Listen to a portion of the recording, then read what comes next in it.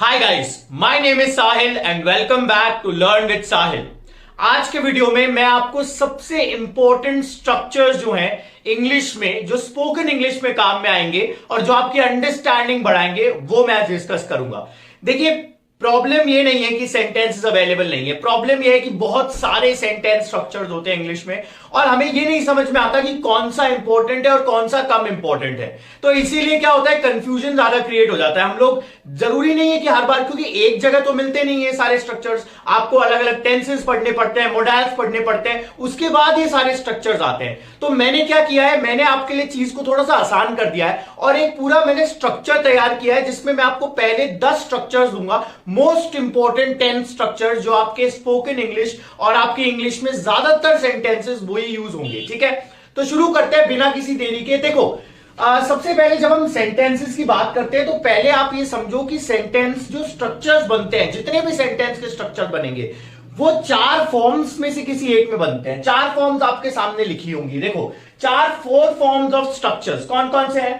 Positive structures होते हैं, positive sentences होते हैं, नेगेटिव होते हैं, फिर इंटेरोगेटिव होते हैं नंबर 1 वाले, और एक इंटेरोगेटिव नंबर 2 यानी क्वेश्चन वाले 2 सेंटेंसेस। ठीक है, अब आप में से बहुत से लोगों ने पहले पढ़ा होगा, नहीं पढ़ा है, इसको डिटेल में पढ़ना चाहते हैं तो मेरा ऑलरेडी एक वीडियो बना हुआ है। यहां पे मैं आपसे क्या डिस्कस करने वाला हूं। देखो, पॉजिटिव, नेगेटिव, इंटेरोगेटिव 1 और इंटेरोगेटिव 2, 4 तरह के सेंटेंस के फॉर्म्स होती हैं जो हम लोग, हर सेंटेंस स्ट्रक्चर जो होता है वो कोई ना कोई फॉर्म को फॉलो करता है। ठीक है, अब यहां पे देखो, मैं आपको क्या करता हूं, एक बेसिक स्टैंडर्ड स्ट्रक्चर दे रहा हूं चारों फॉर्म से रिलेटेड, जो आपको याद रखना है। इससे क्या होगा, आप किसी भी सेंटेंस को देख के आइडेंटिफाई कर पाओगे कि ये कौन सा सेंटेंस का फॉर्म है। ठीक है, तो बहुत आसान है, कुछ नहीं करना है। देखो, सबसे पहले जब आप बात करोगे पॉजिटिव वाले की, देखो पॉजिटिव वाला जो है ना, पॉजिटिव वाले के अंदर हम ये देख रहे हैं, सबसे पहले आता है हमारा सब्जेक्ट। ठीक है, पॉजिटिव में सबसे पहले क्या आता है? सब्जेक्ट। सब्जेक्ट के बाद में आता है वर्ब। ये हमारा स्टैंडर्ड स्ट्रक्चर हो गया पॉजिटिव वाले का, यानी कि जब भी पहले सब्जेक्ट आएगा उसके बाद वर्ब आएगा तब वो पॉजिटिव सेंटेंस का स्ट्रक्चर कहलाएगा। ठीक है ना, पॉजिटिव फॉर्म कहलाएगी। क्लियर? सब्जेक्ट के बाद वर्ब आ गया। वर्ब 2 तरीके की होती है, हेल्पिंग वर्ब और मेन वर्ब। आपको नहीं पता है, ऑलरेडी मैंने एक डिटेल वीडियो डाल दिया है वर्ब के ऊपर, जो आप जाके देख लें, आपको ऑलरेडी क्लियर हो जाएगा सारी चीजें कि कौन सा स्ट्रक्चर कब यूज होता है। ठीक है, अब देखो, सब्जेक्ट के बाद वर्ब आ गया तो पॉजिटिव हो गया। अगर सब्जेक्ट के बाद में वर्ब आ रहा है और उसके साथ में एक नॉट भी आ रहा है, ठीक है, तो वो हमेशा क्या होगा, एक नेगेटिव सेंटेंस बनेगा, नेगेटिव फॉर्म बनेगा सेंटेंस का। ठीक है, तो ये पॉजिटिव के लिए आपको ये ध्यान रखना है, नेगेटिव के लिए ध्यान रखना है। अभी एक एक करके डिस्कस करेंगे जब आपको और क्लियर हो जाएगा। ठीक है, इंटेरोगेटिव में क्या होता है, जब इंटेरोगेटिव क्वेश्चन 1 बनता है तब आपका वर्ब पहले आ जाता है। ठीक है, और उसके बाद में सब्जेक्ट आता है और उसके बाद में आपका एक मेन वर्ब आ जाता है, दोबारा एक वर्ब आ जाता है। ये मेन वर्ब होता है और ये हेल्पिंग वर्ब होता है। ठीक है, ये पहले जो आता है सब्जेक्ट के वो हमेशा हेल्पिंग वर्ब होगा और बाद में जो आएगा वो मेन वर्ब होगा। ये हमारा कौन सा सेंटेंस का फॉर्म बन गया? तीसरे तरीके का बन गया। ठीक है, और चौथे तरीके का जो होता है जिसमें इंटेरोगेटिव 2 होता है, क्वेश्चन वाला, उसमें आप क्या करते हैं, पहले आप एक WH वर्ड लगाते हैं। क्या लगाते हैं? WH वर्ड लगाते हैं। WH वर्ड के बाद में आप एक वर्ब लगाते हैं, वर्ब के बाद में सब्जेक्ट लगाते हो और सब्जेक्ट के बाद में मेन वर्ब लगाते हो, यहां पे हेल्पिंग वर्ब आता है। ठीक है, तो ये हमारा कौन सा स्ट्रक्चर हो गया? ये हमारा एक स्टैंडर्ड स्ट्रक्चर हो गया क्वेश्चन नंबर 2 का। यानी सेकंड तरह के जब इंटेरोगेटिव सेंटेंस बनाओगे उसमें क्या यूज होगा, वो ये चौथा वाला हो गया। ठीक है, तो मैंने आपको चारों बता दिए, ये चारों फॉर्म्स आपको याद रखने हैं, ये आपको हेल्प करेंगे सेंटेंसेस को आइडेंटिफाई करने में। अभी हम एक एक करके सारे सेंटेंसेस समझेंगे कि कौन सा सेंटेंस स्ट्रक्चर इंपॉर्टेंट है। जो मैं आपको 10 सेंटेंस स्ट्रक्चर देने वाला हूं वो हम एक एक करके डिस्कस करेंगे, लेकिन वो इन्हीं पैरामीटर्स पे होंगे। ठीक है, इसी के बेसिस पे होगा। तो एक बार इसका स्क्रीनशॉट ले लो, फिर हम एक एक करके आगे बढ़ते हैं मोस्ट इंपॉर्टेंट स्ट्रक्चर के ऊपर। चलिए, इसका स्क्रीनशॉट ले लीजिए पहले। चलिए, तो अब हम एक एक करके सारे 10 के 10 इंपॉर्टेंट सेंटेंस स्ट्रक्चर जो है, जो इंग्लिश में यूज होते हैं, वो हम लोग पढ़ेंगे। अगर आपने इन 10 के 10 पे कमांड कर लिया ना, मैं गारंटी दे रहा हूं, आप, ऐसा होगा नहीं कि आप लोग अटक जाएंगे, क्योंकि ये 10 के 10 structures majority of the time use होते हैं जब हम स्पोकन इंग्लिश या इंग्लिश में सेंटेंसेस की बात करते हैं। ठीक है, तो शुरू करते हैं। देखो, 4 फॉर्म समझ में आ गए। अब हम बात करते हैं स्ट्रक्चर की। पहला जो स्ट्रक्चर है, सबसे इंपॉर्टेंट जो पहला स्ट्रक्चर यूज में आता है, वो हमारा होता है सब्जेक्ट के साथ में वर्ब की फर्स्ट फॉर्म, और दूसरा भी हम साथ साथ ही पढ़ेंगे जो है सब्जेक्ट के साथ में वर्ब की first form, sorry second form, ये फर्स्ट फॉर्म हो गई, यहां पे सेकंड फॉर्म, ठीक है। ये दो स्ट्रक्चर है जो बहुत इंपॉर्टेंट है, जो इंग्लिश में बहुत यूज होते हैं, ठीक है। तो ये पहले दो इंपॉर्टेंट स्ट्रक्चर है जिनकी हम बात कर रहे हैं। अब देखो क्या करना है, मैं आपको समझाता हूं अच्छे से, इनको समझते हैं एक एक करके क्या है ये। देखो पहले जब हम बात करते हैं सब्जेक्ट के साथ वर्ब की फर्स्ट फॉर्म, सब्जेक्ट के साथ वर्ब की सेकंड फॉर्म, ये दो स्ट्रक्चर्स हैं। देखो यहां पे मैंने आपको क्या बताया था, पॉजिटिव सेंटेंस का मतलब क्या है, सब्जेक्ट आएगा उसके बाद वर्ब आएगी, ठीक है। यहां पे क्या हो रहा है, देखो सब्जेक्ट आ रही है उसके बाद वर्ब आ रही है, तो ये कौन सा हो गया, पॉजिटिव वाला सेंटेंस हो गया। ऐसे ही ये वाला भी कौन सा हो गया, पॉजिटिव वाला हो गया, सब्जेक्ट के बाद वर्ब की सेकंड फॉर्म आ रही है, clear.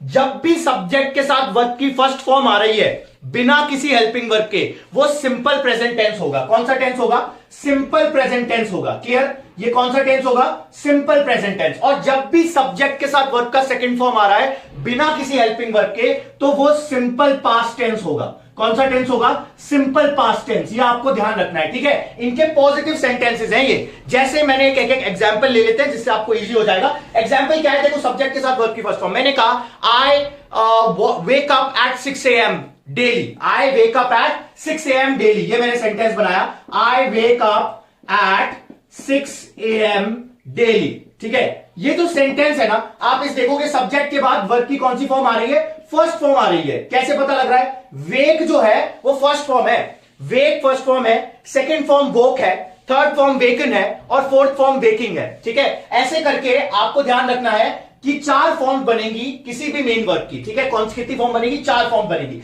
I wake up at 6 AM daily, ये कौन सा टेंस हो गया, सिंपल प्रेजेंट टेंस हो चुका है ये। और सिंपल प्रेजेंट टेंस में आपको एक चीज का ध्यान रखना है कि जब भी हम सिंपल प्रेजेंट टेंस बना रहे हैं तो ये हमेशा यूज आएगा आपके डेली रूटीन को बताने के लिए। किसको, डेली रूटीन को बताने के लिए आपका किसका यूज आता है, सिंपल प्रेजेंट टेंस का आता है। डेली रूटीन हो गया, या फिर आपका हो गया मतलब आपका कोई हैबिट हो गई, आपका हैबिट्स की कोई हैबिट्स आप फॉर्म करते हैं जो डेली बेसिस पे हो, या रूटीन हो। डेली रूटीन के साथ weekly routine, monthly routine, yearly routine, ये सारे रूटीन्स कौन से होते हैं, सब्जेक्ट के साथ वर्ब की फर्स्ट फॉर्म लगती है और सिंपल प्रेजेंट टेंस बनता है, जो बहुत इंपॉर्टेंट है, ठीक है। ये तो हमारा हो गया कौन सा, सब्जेक्ट के साथ वर्ब की फर्स्ट फॉर्म वाला। सब्जेक्ट के साथ वर्ब की सेकंड फॉर्म लगा दोगे तो सिंपल पास्ट टेंस बन जाएगा। और सिंपल पास्ट टेंस में यहां पे वेक था, इसका सेकंड फॉर्म होता है woke. I woke up, I woke up today at 6 AM, मैं आज 6 बजे उठा, ठीक है। ये कौन सा सेंटेंस हो गया, ये आपका हो गया सिंपल पास्ट का। कैसे पता लग रहा है, सब्जेक्ट के साथ वर्ब की सेकंड फॉर्म आ रही है, यहां पे वर्ब की फर्स्ट फॉर्म आ रही थी, ठीक है। वेक, वोक, वोकन और वेकिंग, ठीक है। ये आपके 4 फॉर्म्स होते हैं, इनका आप ध्यान रखेंगे और इस तरह से आप ये सेंटेंसेस बनाएंगे जो कि सेकंड फॉर्म के अंदर फॉर्म हो रहे हैं, और इसको हम सिंपल पास्ट टेंस बोलते हैं। ये हमारा दूसरा सबसे इंपॉर्टेंट सेंटेंस स्ट्रक्चर है जो इंग्लिश में हम लोग यूज करते हैं। और ये यूज कहां होता है, ये यूज होता है पास्ट एक्शंस के लिए। कोई भी ऐसा पास्ट एक्शन जो खत्म हो गया है, कंप्लीट हो चुका है, उसके लिए हम लोग यूज करते हैं सब्जेक्ट के साथ वर्ब की second form, and that is simple past tense, alright. तो ये सब्जेक्ट के साथ वर्ब की फर्स्ट फॉर्म सेकंड फॉर्म हो गई। लेकिन यहां पे देखो हमने क्या देखा कि ये जो है ये तो हमारे पॉजिटिव वाले सेंटेंसेस है, ये तो पॉजिटिव सेंटेंस है ना, दिख रहा है आपको पॉजिटिव सेंटेंस है। इनके नेगेटिव सेंटेंस कैसे बनाओगे, नेगेटिव सेंटेंस को बनाने के लिए देखो आपको 2 चीजों की जरूरत पड़ती है, एक होता है हेल्पिंग वर्ब और एक होता है नॉट। यहां पे हेल्पिंग वर्ब नहीं है तो हम क्या करेंगे, हम एक हेल्पिंग वर्ब डू, डज और डिड का यूज करेंगे। किसका यूज करेंगे, डू, डज और डिड का यूज करेंगे। तो डू, डज और डिड के अंदर आपको ध्यान रखना है, डू, डज और डिड का जब आप यूज करेंगे तो इसका नेगेटिव बनाएंगे। और डू, डज, डिड के बाद वर्ब की कौन सी फॉर्म आती है, फर्स्ट फॉर्म आती है। ये हमेशा एक यूनिवर्सल रूल है, ठीक है। अब देखो यहां पे मैंने क्या कहा, I do not wake up, I do not wake up, do not को लिख देंगे don't, I don't wake up, फिर सेंटेंस पूरा का पूरा कैरी हो जाएगा। I don't wake up at 6 AM daily, मैं उठता हूं, मैं नहीं उठता हूं, ठीक है। ये हो गया हमारा नेगेटिव वाला सेंटेंस बन गया, ठीक है। ऐसे ही यहां पे जब आप बनाओगे तो यहां पे क्या होगा, यहां पे आई डिड आ जाएगा। क्यों, क्योंकि देखो डू और डज यूज होते हैं सिंपल प्रेजेंट के साथ में, ये दोनों होंगे सिंपल प्रेजेंट के साथ में, और डिड जो होगा वो सिंपल पास्ट के साथ में, ठीक है। डू लगता है प्लूरल के लिए, डज लगता है सिंगुलर के लिए, ध्यान रखना। सब्जेक्ट सिंगुलर है तो क्या लगेगा, डज लगेगा, सब्जेक्ट प्लूरल है तो डू लगेगा। यहां पे आई जो है, यहां पे ये सिंगुलर नहीं प्लूरल की तरह ट्रीट होता है, इसीलिए हम लोग इसके आगे डू लगाते हैं, ठीक है। तो ये हमारा क्या हो गया, आई डू नॉट वर्क। अब यहां पे आप देखोगे तो आई डिड नॉट के बाद में अब यहां पे देखो वोक नहीं आएगा, यहां पे भी वेक आएगा। क्यों आएगा, क्योंकि मैंने क्या कहा, डू, डज, डिड के बाद वर्ब की कौन सी फॉर्म आती है, फर्स्ट फॉर्म आती है। तो इसका नेगेटिव जब आप बनाओगे तो यहां पे फर्स्ट फॉर्म आएगी, I did not wake up at 6 AM today, ठीक है। मैं आज 6 बजे नहीं उठा। यहां पे इसका मतलब है मैं उठा, इसका मतलब है मैं नहीं उठा। तो ये हमारे सेंटेंसेस कौन से हो गए?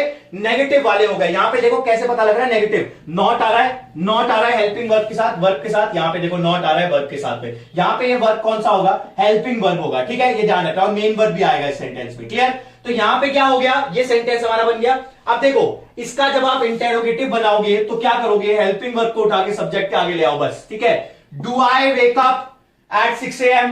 Did I wake up at 6 AM? ठीक है, सिर्फ हेल्पिंग वर्ब को उठा के क्या किया था हमने? सब्जेक्ट के आगे ले आया ना हेल्पिंग वर्ब को। ऐसे ही आपको सब्जेक्ट के आगे ले आना है हेल्पिंग वर्ब को, तो ये आपका क्वेश्चन वाला बन जाएगा नंबर 1। और फोर्थ वाला जो है उसमें एक WH वर्ड लगा दो, कोई सा भी WH वर्ड लगा सकते हैं। WH वर्ड वो वर्ड होते हैं जो W और H से शुरू होते हैं, जैसे when, where, why, who, whom, ये सारे वर्ड्स WH वर्ड्स होते हैं। तो आपको WH वर्ड्स यहां पे लगाना है, कोई सा भी लगा दो। Why do I wake up at 6 AM daily? मैं क्यों उठता हूं? Why, where do I, कहां उठता हूं मैं? Where do I wake up at 6 AM daily? ठीक है, तो ये हमारे सेंटेंसेस बन जाएंगे क्वेश्चन वाले दो, ठीक है। इन सबको ध्यान रखना है। मैं आपको सेंटेंसेस यहां पे लिख देता हूं। एक सेंटेंस तो क्या हो जाएगा? Do I wake up at 6 AM daily? यहां पे आगे आप सेंटेंस बना लेंगे, डू आगे आ गया, ये कौन सा है? क्वेश्चन 1। और क्वेश्चन 2 कैसे बनेगा? Why do I, सिर्फ एक WH वर्ड ऐड कर दो, इस सेंटेंस को एज इट इज कॉपी कर दो। Why do I wake up at 6 AM daily? ठीक है, तो ये हमारा क्या हो गया? ये वाला सेंटेंस हो गया। और इसी तरह से अगर यहां पे बनाओगे तो सिंपल है, डू को रिप्लेस कर दो डिड से, तो आपका एज इट इज वो वाला सेंटेंस बन जाएगा। अगर यहां पे सिंगुलर आ जाता है, ही आ जाता है, या फिर कोई सिंगुलर नाम आ जाता है, तब डज लगा देना, ये ध्यान रखना, ठीक है, क्योंकि सिंगुलर के साथ डज और प्लूरल के साथ डू। आई प्लूरल की तरह ट्रीट होता है और यू भी प्लूरल की तरह ट्रीट होता है, तो इसे आप ध्यान रखें। आई के साथ भी डू आएगा, यू के साथ भी डू आएगा, डज नहीं आएगा, ठीक है। तो ये हमारे पहले दो इंपॉर्टेंट तरीके सेंटेंस स्ट्रक्चर्स मैंने आपको समझा दिए, डिटेल में समझा दिए, इनका यूज क्या है, कैसे यूज करोगे। अब प्रैक्टिस के लिए मैं आपको एक चीज बता देता हूं, इसको प्रैक्टिस करना है तो अपनी डेली रूटीन्स, अपने फैमिली के डेली रूटीन्स, अपने आसपास के मेंबर जो भी आपके फ्रेंड्स हैं उनका daily routine, weekly routine, monthly routine, उनकी हैबिट्स, इसके ऊपर सेंटेंसेस बनाओ दिमाग में अलग अलग तरीके के, ठीक है। तो ये आपका सिंपल प्रेजेंट टेंस प्रैक्टिस हो जाएगा। और अगर सिंपल पास्ट को प्रैक्टिस करना है तो पास्ट में कोई भी एक्शन आपने किया हो, ठीक है, आपने 10 साल पहले कुछ किया हो, कहीं ट्रिप पे आप गए हो, कोई आपका मेमोरेबल इंसिडेंट हो, मेमोरेबल मूवमेंट हो, इससे रिलेटेड आप सारी चीजें प्रैक्टिस करते रहे तो आपको सेकंड फॉर्म प्रैक्टिस हो जाएगा। जहां भी सेकंड फॉर्म दिखेगा सिंपल पास्ट, फर्स्ट फॉर्म दिखेगा सिंपल प्रेजेंट, ठीक है, ये ध्यान रखना। अगर नेगेटिव होगा तब यहां पे फर्स्ट फॉर्म लगेगी, सेकंड नहीं लगेगी, ये ध्यान रखना, क्योंकि डू डज डिड के बाद वर्ब की फर्स्ट फॉर्म आती है। ये दो स्ट्रक्चर्स मैंने आपको डिस्कस कर दिए, इनका एक बार स्क्रीनशॉट ले ले, अगले स्ट्रक्चर्स के ऊपर चलते हैं। फिर चलिए इसका स्क्रीनशॉट ले लीजिए। तो अब बात करते हैं अगले दो इंपॉर्टेंट सेंटेंस स्ट्रक्चर्स की। देखिए अगले वाले जो दो है ना, वो 4 के फॉर्म में मैं आपको पढ़ाऊंगा, यानी हम लोग 4 इंपॉर्टेंट स्ट्रक्चर्स एक साथ पढ़ेंगे, क्योंकि ये एक तरह के हेल्पिंग वर्ब से रिलेटेड है। पहले जो दो मैंने आपको पढ़ाए वो डू डज डिड से रिलेटेड आपके सारे कॉन्सेप्ट्स क्लियर करेंगे। अब जो मैं पढ़ा रहा हूं वो is am are was word से रिलेटेड है, ठीक है। देखो नेक्स्ट जो इंपॉर्टेंट सेंटेंस स्ट्रक्चर्स हैं, नंबर 3, नंबर 4 और नंबर 5 और नंबर 6 हम लोग पढ़ेंगे। देखो नंबर 3 के अंदर सबसे इंपॉर्टेंट कौन सा है? सब्जेक्ट के साथ में जब आप इज, एम और आर को यूज करते हैं और उसके बाद में वर्ब की फोर्थ फॉर्म लगाते हैं, यानी आईएनजी फॉर्म लगाते हैं, तो ये हमारा third most important sentence structure बन जाता है। फोर्थ वाले में कुछ नहीं करना, सब्जेक्ट के साथ में आपने वॉज और वर लगा दिया और वॉज वर के साथ में फोर्थ फॉर्म यानी आईएनजी फॉर्म लगा दी। फोर्थ फॉर्म कौन सी होती है? आईएनजी वाली फॉर्म होती है, क्लियर। अब ये वाले हमारे थर्ड और फोर्थ इंपॉर्टेंट सेंटेंस स्ट्रक्चर्स हैं, इनमें आपको क्या ध्यान रखना है? ये जो है इसे हम कहते हैं प्रेजेंट कॉन्टिन्यूअस टेंस। कौन सा टेंस कहते हैं? Present continuous tense. और इसे हम कहते हैं पास्ट कॉन्टिन्यूअस टेंस, ठीक है। प्रेजेंट कॉन्टिन्यूअस और पास्ट कॉन्टिन्यूअस में एक चीज आपको ध्यान रखनी है, प्रेजेंट कॉन्टिन्यूअस वर्ड सुनते ही आपके दिमाग में आईएनजी फॉर्म आ जानी चाहिए, यानी अगर आपको कहीं कॉन्टिन्यूअस फॉर्म दिख रहा है तो बिना आईएनजी के नहीं बनेगा, ठीक है। तो यहां प्रेजेंट कॉन्टिन्यूअस, पास्ट कॉन्टिन्यूअस है। अच्छा, इसका यूज क्या होता है? प्रेजेंट में कोई काम अभी चल रहा है तो प्रेजेंट कॉन्टिन्यूअस, पास्ट में चल रहा था तो वो पास्ट कॉन्टिन्यूअस। ये बहुत इंपॉर्टेंट है, ठीक है। इसमें क्या करना है? जैसे मैंने कहा मैं भी पढ़ा रहा हूं, तो I am teaching, okay, I am teaching, right now भी लगा सकते हो आप, ठीक है, कि अभी मैं पढ़ा रहा हूं, या राइट नाउ नहीं भी लगाओगे तो भी ये एक्सेप्टेड है कि ये अभी की बात हो रही है। अगर आपने इसको पास्ट में बनाना है तो क्या बोलोगे? मैं पढ़ा रहा था, कल पढ़ा रहा था। आई वॉज टीचिंग येस्टरडे, ठीक है, आई वॉज टीचिंग yesterday, ये कल का हो गया, समझ में आ रहा है, ये कौन से हो गए, ये कल वाला हो गया। तो ऐसे प्रेजेंट कॉन्टिन्यूस और पास्ट कॉन्टिन्यूस इंपॉर्टेंट स्ट्रक्चर्स हैं थर्ड और फोर्थ नंबर के, और इनको आपको ध्यान रखना है कि इसके अंदर ये बहुत इजी है, इसको ज्यादा नहीं। देखिए स्टूडेंट्स क्या करते हैं, is am are was were के साथ में ना एक और कॉम्बिनेशन बनता है जब आईएनजी फॉर्म नहीं आती, वो भी हम डिस्कस करेंगे, और वो प्रॉब्लम क्रिएट करता है। ठीक है, बार बार is am are was were को मत लो। अगर आईएनजी फॉर्म, एक रूल और याद रखो, अगर आईएनजी फॉर्म आ रही है ना किसी सेंटेंस में, तो वो बिना is am are was were के नहीं आएगी, बिना is am are was were के आईएनजी फॉर्म नहीं आएगी। ठीक है, ये आपको ध्यान रखना है। क्लियर? तो ये हो गया हमारा सेंटेंस। अच्छा, इसको नेगेटिव बनाना है, जैसे मैंने यहां पे 4 बताए थे। अभी ये कौन सा है, ये पॉजिटिव वाला है। कैसे पता लग रहा है, सब्जेक्ट के बाद वर्ब आ रहा है, सब्जेक्ट के बाद वर्ब आ रहा है तो पॉजिटिव हो गया। इसके साथ नेगेटिव कैसे बनाओगे, इसके साथ में नॉट लगा दो, हेल्पिंग वर्ब के साथ में नॉट लगा दो, तो क्या बन जाएगा हमारा, एक नेगेटिव बन जाएगा, I am not teaching right now. ठीक है, फिर उसके बाद क्वेश्चन वाला बनाना है, तो क्या करोगे, एम को उठा के आगे ले आओ। अच्छा, यहां पे एम क्या है, यहां पे इज एम आर यूज होगा। प्रेजेंट कॉन्टिन्यूस में इज एम और आर यूज होता है। ठीक है, इज जो होता है वो सिंगुलर सब्जेक्ट्स के लिए, एम जो होता है वो आई के लिए, और आर जो होता है वो प्लूरल सब्जेक्ट के लिए यूज होता है। ठीक है, तो सब्जेक्ट के साथ वर्ब को जरूर ध्यान रखना। अगर किसी को नहीं पता है सब्जेक्ट वर्ब एग्रीमेंट का, मेरा ऑलरेडी मैंने वीडियो अपलोड कर रखा है वर्ब और सब्जेक्ट के बारे में, उसे जाके देख लो और क्लैरिटी मिलेगी। ठीक है, तो यहां पे हमने नेगेटिव बना दिया, नेगेटिव के बाद में इंटेरोगेटिव भी बना दोगे कि क्या मैं पढ़ा रहा हूं, am I teaching right now, मैं क्यों पढ़ा रहा हूं, फोर्थ तरह का क्वेश्चन हो गया, क्यों, एक्स्ट्रा इंफॉर्मेशन वाला सवाल जिसमें WH वर्ड लगता है, तो क्यों पढ़ा रहा हूं, व्हाई एम आई टीचिंग। ठीक है, इस तरह से आपके ये चारों तरह के सेंटेंस स्ट्रक्चर बन जाएंगे। क्लियर? अच्छा, यहां पे भी यही होगा, देखो आई वॉज टीचिंग की जगह आई वॉज नॉट टीचिंग हो जाएगा, फिर वॉज उठ के आगे आ जाएगा। तो ये सेंटेंसेस आप ध्यान रखेंगे, और ये सेंटेंसेस बहुत आसान है। जैसे मैंने क्या कहा, I am not teaching right now, ये हमारा कौन सा हो गया, ये हमारा नेगेटिव वाला हो गया। इंटेरोगेटिव बनाओगे, एम को आगे ले आओ, एम आई टीचिंग। ठीक है, ये हो गया हमारा इंटेरोगेटिव, और उसके बाद में एक WH वर्ड लगा दो, वाई, और उसके बाद में एज इट इज कॉपी कर दो, वाई एम आई टीचिंग।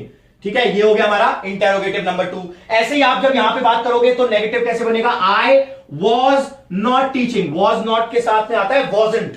ठीक है, वॉज नॉट क्या बनता है, वॉजंट टीचिंग।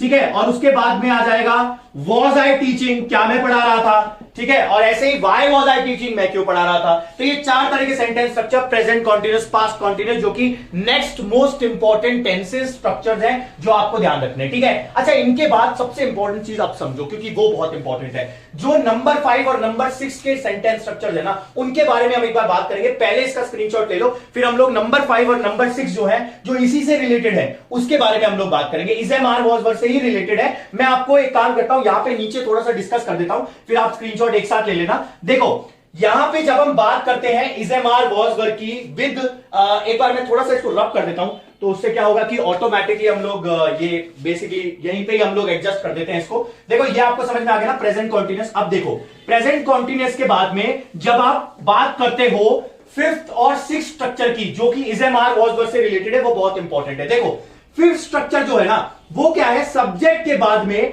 इज, एम और आर, और उसके बाद में नो वर्ब, यानी नो मेन वर्ब, कोई वर्ब नहीं आएगा ना, जब हमारा 5th इंपॉर्टेंट स्ट्रक्चर बनेगा। ठीक है, और 6th इंपॉर्टेंट स्ट्रक्चर कब बनेगा, जब हम सब्जेक्ट के साथ में वॉज और वर्ब लगा रहे हैं, लेकिन उसके साथ में भी नो वर्ब लगा रहे हैं, कोई वर्ब नहीं आएगा। ठीक है, ये जो सेंटेंस स्ट्रक्चर है ना 5th और 6th, ये बहुत कंफ्यूज करते हैं स्टूडेंट्स को, तो इनको आप ढंग से समझ लो। देखो, मैंने क्या कहा कि is am are was verb के साथ आईएनजी आ गया तो प्रेजेंट कॉन्टिन्यूस, और वॉज वर्ब के साथ आईएनजी आ गया तो पास्ट कॉन्टिन्यूस बन जाएगा। लेकिन अगर is am are was verb के साथ कोई वर्ब ही नहीं आया, और वॉज वर्ब के साथ भी कोई वर्ब नहीं आया, तब क्या बनेगा, तब वो एक अलग तरह का सेंटेंस स्ट्रक्चर बनता है। जैसे एक एग्जांपल मैं आपको देता हूं, मैंने कहा he is there, he is not there, ठीक है, वो वहां नहीं है, he is not there. Clear? यहां पे मैंने बोला ही वॉज नॉट देयर। ठीक है, एक ही तरह के सेंटेंस है जिससे हम लोग थोड़ा इजीली पढ़ लेंगे। ही इज नॉट देयर और ही वॉज नॉट देयर, क्या हो रहा है, देखो सेंटेंस स्ट्रक्चर को देखते हैं। सब्जेक्ट आ रहा है हमारा, इज आ रहा है, और इसके बाद में कोई वर्ब नहीं आ रहा है, नॉट आ रहा है, और नॉट के बाद देयर आ रहा है, देयर कोई वर्ब नहीं है। समझ में आ रहा है? ऐसे ही इसमें देखो, सब्जेक्ट के साथ में वॉज आ रहा है, लेकिन उसके बाद में कोई वर्ब नहीं आ रहा है। ऊपर जब हमने कॉन्टिन्यूस पढ़ा था तो वर्ब आ रहे थे, मेन वर्ब्स आ रहे थे, यहां पे नहीं आ रहे हैं। यहां पे क्या हो रहा है, जब भी आप ऐसी कंडीशन बनती है कि इज एम आर के साथ में या वॉज वर्ब के साथ में आपका कोई वर्ब नहीं आए, तो 2 केसेस बनेंगे। या तो उसके बाद में एक एडवर्ब आ सकता है, ठीक है, वर्ब की जगह पे, वर्ब तो आ ही नहीं रहा है, ये तो मैंने आपको बता दिया, या तो एडवर्ब आ सकता है या फिर क्या आ सकता है, एडजेक्टिव आ सकता है, ठीक है, या तो एडवर्ब आ सकता है या फिर एडजेक्टिव आ सकता है, ठीक है। यहां पे क्या हो रहा है, एडवर्ब आ रहा है। एडवर्ब क्या, देयर, हेयर, देयर, ये सारे क्या होते हैं, एडवर्ब्स होते हैं, एडवर्ब्स ऑफ प्लेसेस। एडवर्ब्स के बारे में मैं आगे एक वीडियो अपलोड करूंगा, तो आप उसे देखिएगा, आपको समझ में आ जाएगा। ऐसे ही एडजेक्टिव्स कैसे हो सकता है, मैंने कहा he is smart, he is smart. यहां पे देखो, इस सेंटेंस को देखो, इज आ रहा है, इसके बाद में स्मार्ट आ रहा है। स्मार्ट क्या है, एक एडजेक्टिव है। मैंने ऑलरेडी एडजेक्टिव के ऊपर पूरा एक लेक्चर अपलोड कर दिया, जिसमें सारी डिटेल्स आपको मिल जाएगी, और वो आप जाके एक बार देख लीजिएगा। हम लोग उसके बारे में और बात करेंगे, ठीक है। एडजेक्टिव जो है, जैसे ये स्मार्ट हो गया, ये क्या है, यहां पे हमारा एडजेक्टिव बन रहा है, ठीक है। एडजेक्टिव की 3 डिग्रीज होती हैं, पॉजिटिव डिग्री, कंपैरेटिव डिग्री और सुपरलेटिव डिग्री, ठीक है। तो आपको ध्यान रखना है, पॉजिटिव डिग्री हो गई, कंपैरेटिव डिग्री हो गई, सुपरलेटिव डिग्री हो गई, ये पॉजिटिव डिग्री है। He is smart, smart, smarter, smartest, ऐसे डिग्रीज होती हैं एडजेक्टिव की, ठीक है। और एडवर्ब के बारे में मैं अभी आगे वीडियो अपलोड करूंगा। तो ही इज स्मार्ट, ये आपको समझ में आ गया। यहां पे एक एडवर्ब है, यानी आपको ध्यान रखना है कि जब भी is am are was verb के बाद में कोई भी वर्ब नहीं आ रहा है, तो या तो एडजेक्टिव आ सकता है या एडवर्ब आ सकता है, ठीक है। एडवर्ब को पता करने का तरीका होता है MPT और R, मैनर, प्लेस, टाइम और रीजन, ठीक है। अगर कोई तरीका, जैसे यहां पे प्लेस की बात हो रही है, कहां पे, देयर, तो इस तरह से आपको एडवर्ब्स और एडजेक्टिव्स को ध्यान में रखना है। एडवर्ब, जैसा मैंने कहा, MPTR का आंसर होता है, MPTR। ये 4 सवाल आप आपसे पूछेंगे ना, और अगर आपको जवाब मिल रहा है उसका, तो वो हमेशा एक एडवर्ब होगा, ठीक है। M मतलब मैनर, तरीका, P मतलब प्लेस, T मतलब टाइम और R मतलब रीजन, ठीक है। यहां पे जगह नहीं है, मैं थोड़ा सा आपको यहां पे हौश पौश हो रहा है, बट एक बार मैं आपको बोल दिया, तो अपने हिसाब से लिख लो, T फॉर टाइम और R फॉर रीजन, ठीक है। मैंने जैसे कहा ही इज नॉट देयर, तो यहां पे देयर क्या है, कहां पे, वो प्लेस हो गया, ठीक है। मैंने क्या कहा कि he was not there at 10 AM, at 10 AM क्या हो गया, टाइम हो गया, ठीक है। He was not there because of rain, बारिश की वजह से वो वहां नहीं था, तो बिकॉज ऑफ रेन क्या हो गया, रीजन हो गया। और मैनर क्या है, ही वॉज नॉट देयर, मैंने कहा quickly, he was not there quickly, तो क्विकली क्या हो गया हमारा, एडवर्ब ऑफ मैनर हो गया, ठीक है। ऐसे ही आपको एडवर्ब के बाद मैनर, प्लेस, टाइम, रीजन। तो यहां पे आपको क्या समझना है कि जब भी आप सब्जेक्ट के साथ is am are was word लगाओगे और कोई वर्ब नहीं आएगा, तो वो या तो एडवर्ब आएगा, एडजेक्टिव आएगा, और इसको आप ध्यान से समझेंगे, क्योंकि ये बहुत इंपॉर्टेंट है, ठीक है। हमेशा जरूरी नहीं है is am are was word के साथ ING आएगा ही आएगा, लेकिन अगर ING आ गया तो is am are was word आएगा ही आएगा, ये चीज आपको ध्यान रखनी है, ठीक है। तो ये हमारे कौन से हो गए, 5th और 6th तरह के सेंटेंस स्ट्रक्चर, ठीक है। तो अभी हमने बात करी is am are was word के साथ, जो हमारे 5th और 6th नंबर के इंपॉर्टेंट सेंटेंस स्ट्रक्चर्स हैं, उनको प्रैक्टिस करने के लिए बहुत आसान है। अगर ING फॉर्म बन रही है, यानी कॉन्टिन्यूअस टेंस आ रहा है, तो बहुत सिंपल है, आपको ये ध्यान रखना है, आप अपने जो काम अभी कर रहे हो, आपके फैमिली मेंबर्स अभी कोई काम कर रहे हैं, आपके फ्रेंड्स, आपके मदर फादर जो काम कर रहे हैं, तो वो जो काम अभी कर रहे हैं उनसे रिलेटेड सेंटेंसेस बनाओ, और जो काम वो कर चुके हैं, कर रहे थे, जैसे my father was cooking food, my mother was cooking food, इस तरह से सेंटेंसेस आप बना सकते हैं पास्ट कंटीन्यूअस को प्रैक्टिस करने के लिए।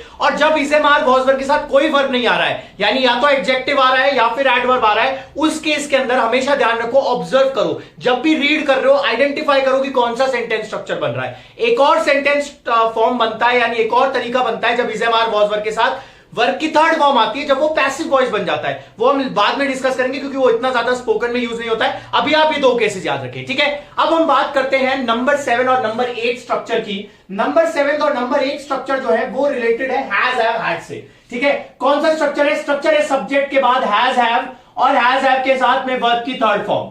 ये जो स्ट्रक्चर है, ये हमेशा आपका स्ट्रक्चर जो होगा, ये स्ट्रक्चर प्रेजेंट परफेक्ट टेंस कहलाता है। क्या कहलाता है, प्रेजेंट परफेक्ट टेंस। अच्छा, एक चीज यहां पे देखना, यहां पे प्रेजेंट परफेक्ट टेंस, नाम इसका प्रेजेंट परफेक्ट है, लेकिन ये जो काम है ना, ये पास्ट से रिलेटेड करता है। ये चीज बहुत इंपॉर्टेंट है। ज्यादातर स्टूडेंट्स का होता है प्रेजेंट परफेक्ट, हैज, हैव लगा दिया प्रेजेंट में, नहीं, प्रेजेंट परफेक्ट टेंस पास्ट के लिए यूज में आता है, और ये काम में कब आता है, recently completed activities. Recently completed कोई आपका काम है, कोई आपकी एक्टिविटी है, उससे रिलेटेड कोई एक्शन आपने अभी भी कंप्लीट किया है, उसमें काम में आता है प्रेजेंट परफेक्ट टेंस का।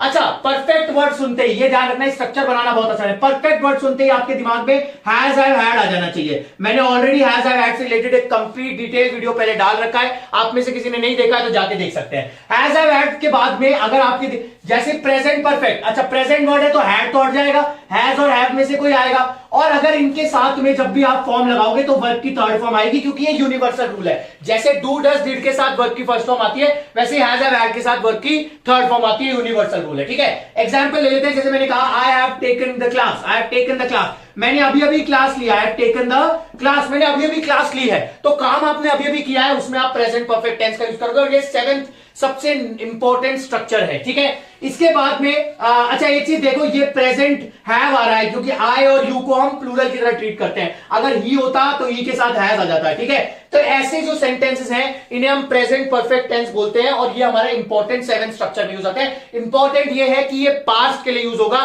प्रेजेंट परफेक्ट नाम से प्रेजेंट है, लेकिन यूज किस लिए हो रहा है, कोई काम आपने अभी अभी कंप्लीट किया है उससे रिलेटेड। ठीक है, अच्छा इसमें जो 8th नंबर का स्ट्रक्चर आएगा वो बहुत इंपॉर्टेंट है, मैं रब कर रहा हूं। देखो 8th नंबर का जो स्ट्रक्चर है बहुत इंपॉर्टेंट है, ये स्ट्रक्चर हैज हैव के साथ में कोई वर्ब नहीं आएगी। जैसे हमने इज एम आर वर्ब के साथ कोई वर्ब नहीं लगाई, ऐसे ही सब्जेक्ट के साथ हैज हैव और हैज हैव के साथ नो वर्ब वाला केस आएगा जब वो हमारा 8th इंपॉर्टेंट स्ट्रक्चर बनेगा।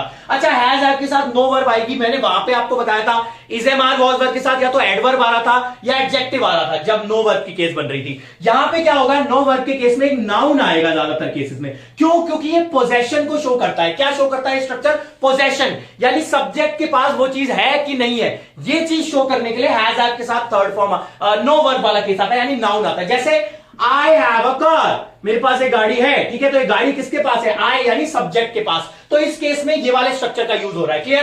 अ कार यहां पे एडजेक्टिव एडवर्ब नहीं है, यहां पे नाउन है। नाउन क्या होता है? नाउन और प्रोनाउन के ऊपर एक डिटेल वीडियो मैंने ऑलरेडी डाल रखी है, उसे जाके चेकआउट कर लें, आपको नाउन और प्रोनाउन में कोई दिक्कत नहीं आएगी, मेरी गारंटी है। तो यहां पे नाउन है कार, क्योंकि कार दिखता है, हर वो चीज जो दिखती है वो नाउन होती है। तो आई हैव अ कार, तो यहां पे कौन सा सेंटेंस का स्ट्रक्चर बन गया?